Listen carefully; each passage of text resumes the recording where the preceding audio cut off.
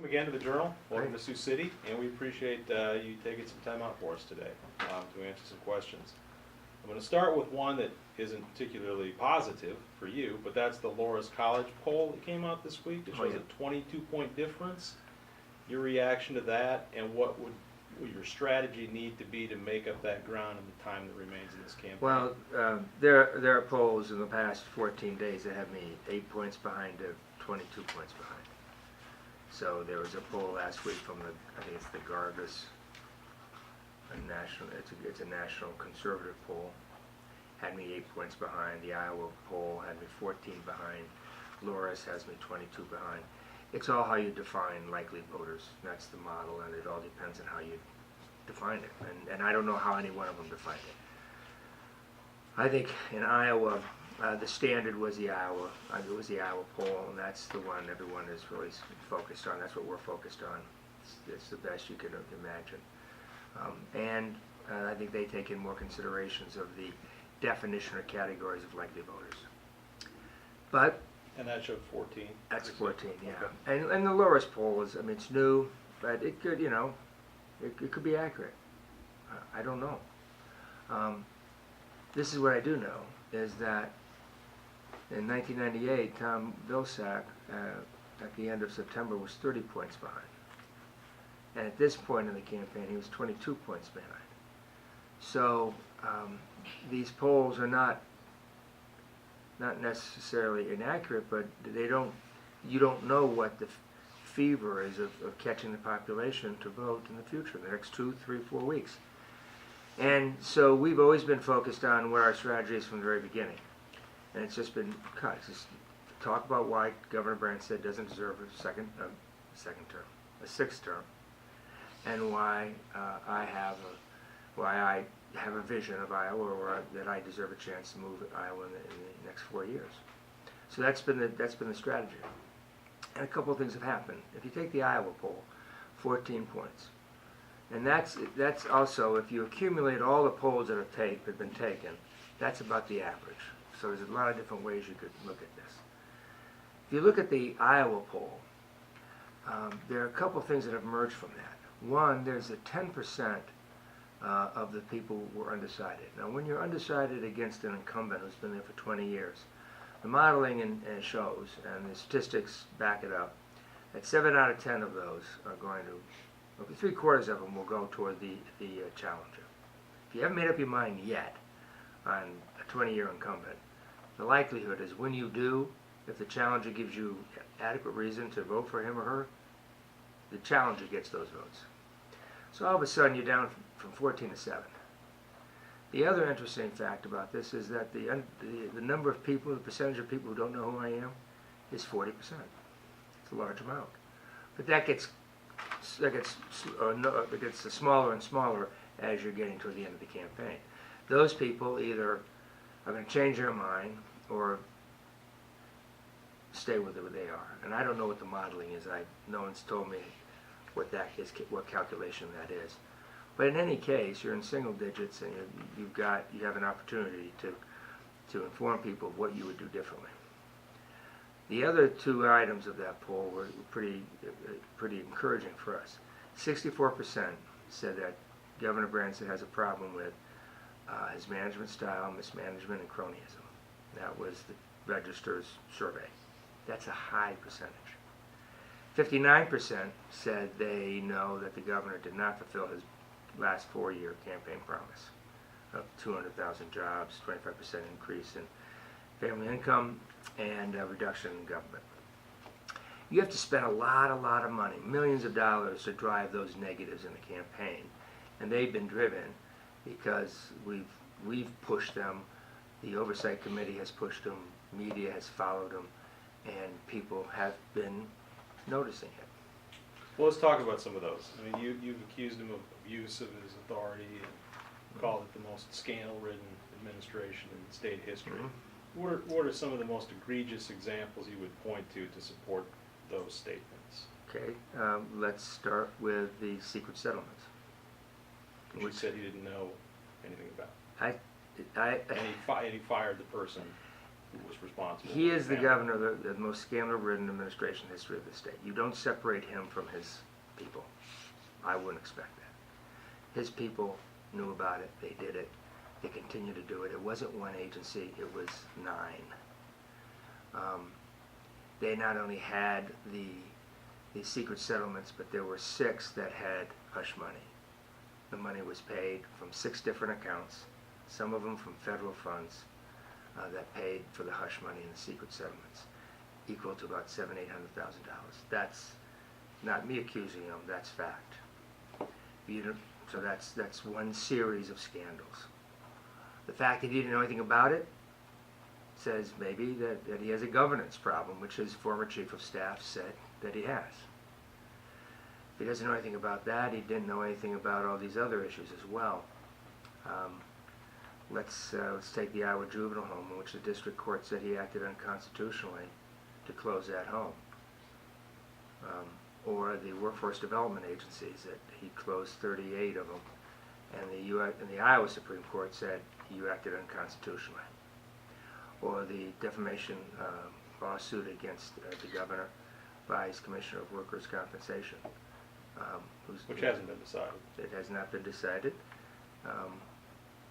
You don't take those things lightly. Now, his position is everybody sues everybody. That's not what a governor says. That's not what a leader says. You don't dismiss it by just categorizing it as if it's a wrongful, a malicious or non-malicious court case. He's been sued by the DCI agent that reported him speeding on Highway 20, and he seemed not to know or notice how fast his car was going. And instead of dealing with it, he ended up firing him.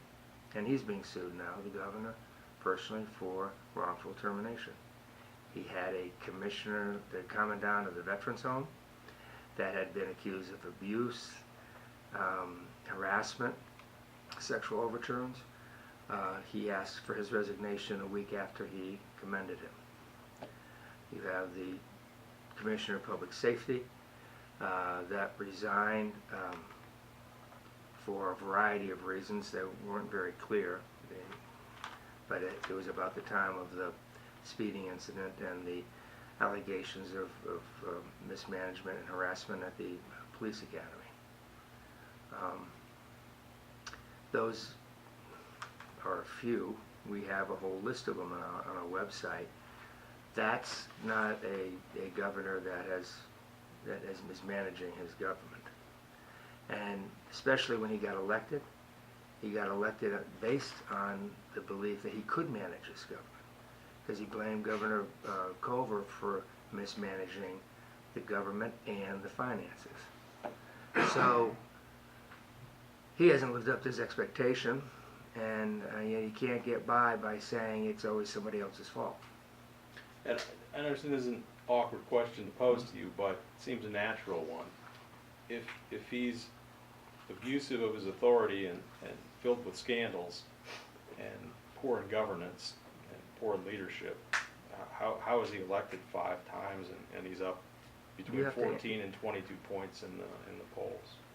Well, Is it because Iowans don't care? They don't no. I think that's good. I think it's a fair observation. But there's something that's happening now that never happened in the other 4 elections. He has never been in a position where he's had to defend as many bad decisions as he's made. He had a Democratic legislature for much of his first 4 terms, except the last 2 years he had a Republican legislature, but the first 14 years there was a Democratic legislature. And a lot of negotiations went on between. He signed bills. He ran on those accomplishments, and the Democratic candidates ran on those accomplishments. They ran on the same accomplishments. Now you have a governor who has made it clear that he was against health care. He was against the gas tax. He was against any provision that we were making to try to move this state forward. He took him 3 years to get his priority of a commercial industrial property tax passed, and a school reform bill passed. Both have been argued that they are both weak and could have been better on both sides. And so he was unable to get any major legislation through this year, and it now is a clear difference between the candidates. He does very good in going out and marketing the state, does well in meeting people, cutting ribbons. He's everywhere. Doesn't seem like he's taking care of his administrative structure, which is a huge enterprise. And it seems a little difficult for a CEO of a state to continuously say he didn't know. He didn't know the girls were in isolation rooms. He didn't know the DHS was not taking care of it. He didn't know the schools didn't have educational certification at the juvenile home. He didn't know that the secret settlements were being done. He didn't know that that there were judgments made that terminated people.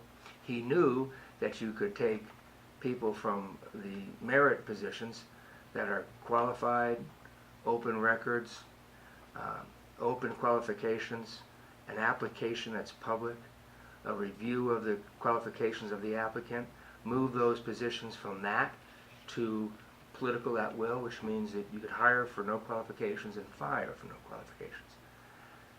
When you have 350 positions that he moved over from qualified positions to not, and replace qualified people for people who didn't have the qualifications that they had but were politically friendly to the governor, you have a beginning of a change in the structure of your state government. I mean, that's a real concern, and that's been documented, and that should be a concern of people. It's a concern of mine. That's not how you conduct yourself. As a result, is Iowa moving in the wrong direction? And if so, how and where? Well, Iowa's economy is moving forward like every state's economy. The governor, I've heard him on more than once take credit for the Iowa economy and not give any credit to the Obama administration or the national economy, which is kind of extraordinarily, I think, extraordinarily arrogant to think that your own state is separated from the national recovery. He talks a lot about how there are more people employed now than ever before, and there are more people, fewer people unemployed than ever before. That's true in every state. Every state has increased. And it's that kind of marketing that really gives a false impression. People feel good because people are working. And people in every state feel good. People don't feel good about the federal government because of the conflict and the dysfunction in Congress. So President Obama deserves more credit for Iowa's economy and the growth than the governor does? Let me step you back. Politicians don't create jobs. Business does. Governors don't create small businesses. Entrepreneurs do. The economy is affected by both federal and state policies, mostly by federal policies, good federal policies. In 2009, when this country was going into deep recession, the policies of the federal government, the money that's pumped into this country, this economy, was significant to pull it out. And within 6 or 8 months, job growth was created across the state, across the country. Every month you had new jobs. And now, in the past 4 or 5 months, you've had job creation over 200,000 jobs a month. So the federal policy of its fiscal concern is what's driving this global recovery that we are in. State policy is a minor player to this, absolutely. But I'm not going to answer you about going into is this Obama or Branstad. That doesn't matter. It's the economy is strong enough because the policies of the U.S. government and the continued risks and fiscal conditions of business. That's what drives the economy. Well, let's talk about economic development. Is Iowa falling short in economic development? Mm-hmm. And if so, how? And incentives as part of economic development, obviously. Some are for, some are against. Your general position, your general principle or philosophy with respect to use of economic development incentives by the state. And then I'll put it in kind of a local context. We have the Sea of Industries expansion here in Woodbury County. and there was some $70 million in a variety of tax incentives by the state that helped make that project possible. Without them, it probably doesn't happen. Would you have opposed those tax incentives if you were the governor? Okay, you've asked several questions there. They're all interrelated. Yeah, so let me answer it this way. I think we do better with economic development.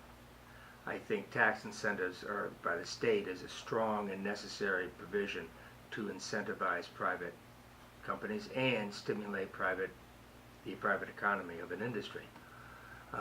We've given the legislature authority to the governor of about $210 million a year in discretionary use of tax credits, tax breaks, low interest loans, zero interest loans, and grants.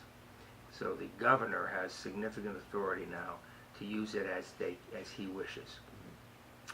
He has made those, so tax incentives are very useful, and they are a major reason why states can attract or expand existing businesses, and we should continue them. I believe so much in it that you really want to be able to use it concurrently with other provisions of your state economy, which includes local business, local government, which is city and county, and private investment, and private capital. So when you're negotiating with a business, it's important that all of those players are sitting down together making those decisions. I think the structure that the governor asked for in creating the new nonprofit Economic Development Authority, 2011, which we gave him,